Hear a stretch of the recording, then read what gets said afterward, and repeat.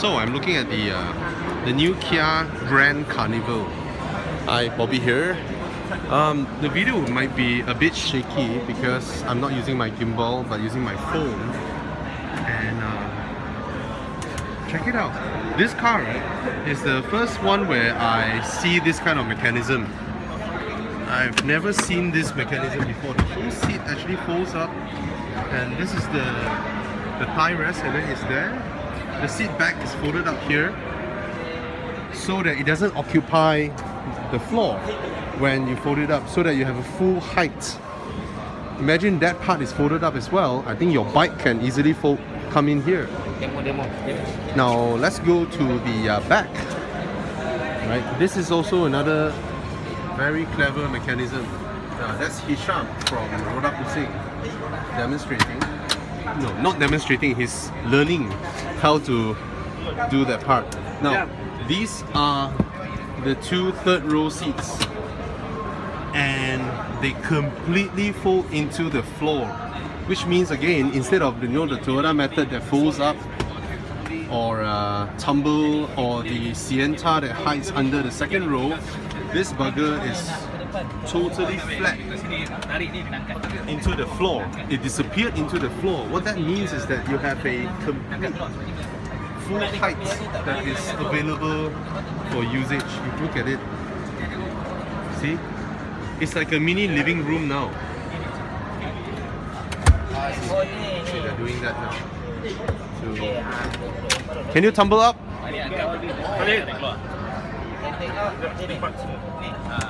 Whoa, very clever mechanism. I mean, this car's second row and third row, right, are using mechanisms that we've never seen before in Japanese car makers.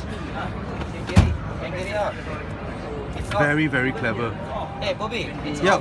This whole thing can carry out. The whole thing can carry out. This is you just like the spas. Whoa. This is the original concept. Very clever. Look at this. That's the third row.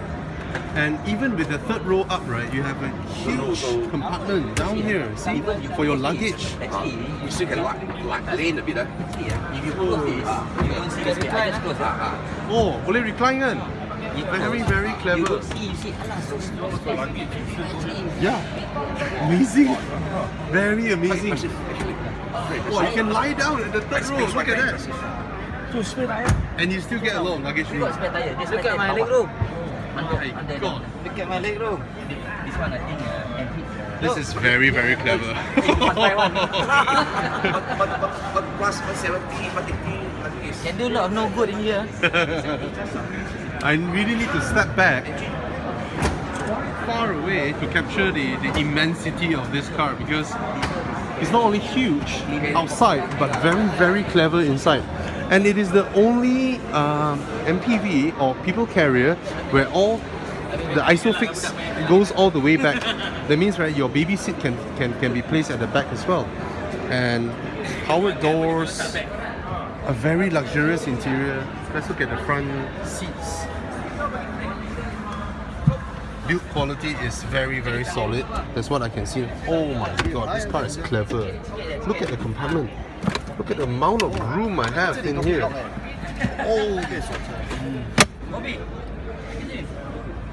you gotta check out this compartment, man. It's huge. It is freaking huge. It's so deep. My god. It's like a guillotine, you know? Put your hand there. It's huge. Put your fingers there. 10 kilo rice bag. Yeah. 20 kilo, I think. Very clever. The interior solutions. Wow. Full of cubby spaces everywhere. It uses very high quality plastics all around, and even the headliner and all that is all very solid. It's very high quality. The entire car is superbly fit together. Digital aircon at the back. Whoa, that climate control. Digital. My god. Yeah. There's the rear aircon vent controls. And it's in the hood too. Yeah, it's mounted on the roof. The aircon vent. Oh, look at this. So instead of a sunglass holder, this is like a baby checker, you know? You can see all your passengers at the back and all that. And this is a very high quality sun visor. I've seen this in premium European cars. So I think they source the same supplier. What I mean high quality, there are no molding edges and all that. Very high quality. It's very nice. Lovely, lovely. This is... Hey, you come to the front, you touch all the plastics, right? It's BMW level. Very familiar, you touch this and see? Sure not. Serious? Like Sorrento lah. Like Sorrento lah. Really? That's why I was telling Hans. The Sorrento for me is like premium already. Very premium, right? But he was so fixated on the leather and aluminium in the Yeah. CX-5. The Granted lah, the CX-5 has got... solidity of Korean cars are... Granted, the CX-5, the metal trim, Yep. aluminium trim and the leather is nice lah. But if you look at it just in one glance, this one kind of looks... Very premium, very, very premium. Right, very nice quality, right? Materials and all that. Even the Leathers gap, are soft doesn't- and plush. And the gap doesn't feel like it will bite you or something. Yeah, even the door panels, very high quality plastics. These are the types that, yeah, very high quality plastics, but it's the high quality plastics. But because it's slightly soft, it scuffs. Oh, scuffs that part, huh? It can scuff. Very clever. Powered tailgate, powered doors, both sides, and this is amazing. This part is just amazing. Look at it. It's very, very nice. So, is this the nicest full-size MPV out there? I think it is. I think it is. Now let's look at the price. So, it's at 181,888. 180,000 for this behemoth of an MPV. This rivals the Velfire or the Alphard, seriously. And some of the interior bits, right, is, even though in terms of design it's not as luxurious looking as the Velfire or Alphard, but I think it might be better built in certain parts of the car. Now, the Velfire and Alphard is not sold in Europe, right, or US. You know why? Because the Velfire and Alphard doesn't have a frontal area where you need this design for big crumple zones and all that to pass European regulations. Right? The Velfire and Alphard is sort of like a short nose. You see, look at the European vans. They never have vans like our high A's and all that because those cars without a frontal collision area or a big crumple area in front will not pass European regulation. That's why the shape of this car is very different from those of the Velfire and Alphard because it complies to their regulation. The way it is designed has the frontal area. So this is the biggest difference in terms of this car versus the Alphard and Velfire. Right? So let's look at the specs. There's another USB port here. There's one in front. There are nice compartments, rubberized and all that.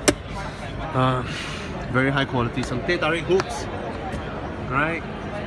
And the leather is very high quality leather. I'm not sure if this combination black with cream, orange stitching is the best looking, but it's very high quality. There are compartments here as well. So this car is littered with compartments. They maximize the usage of space, right? You have this here it's rubberized as well inside, very high quality. And even this one, it drops down, high quality glove box. There's a 12-volt socket there, 2 cup holders, you can cover it. There's a USB port here with an auxiliary. Of course, they have to spec the low spec infotainment because to keep costs in check. Very high quality as well. And this compartment is just amazing.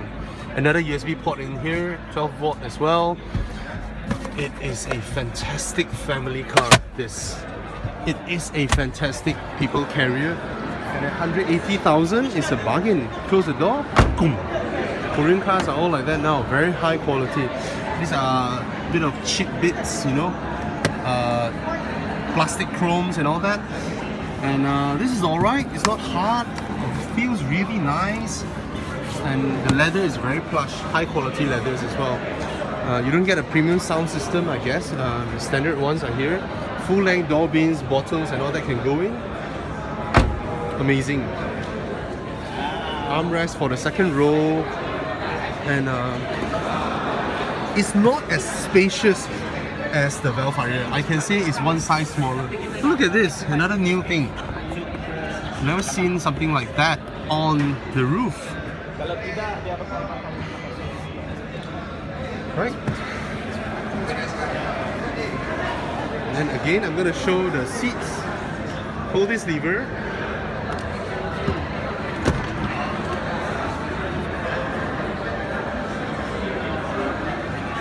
And then going in and out is easy, right?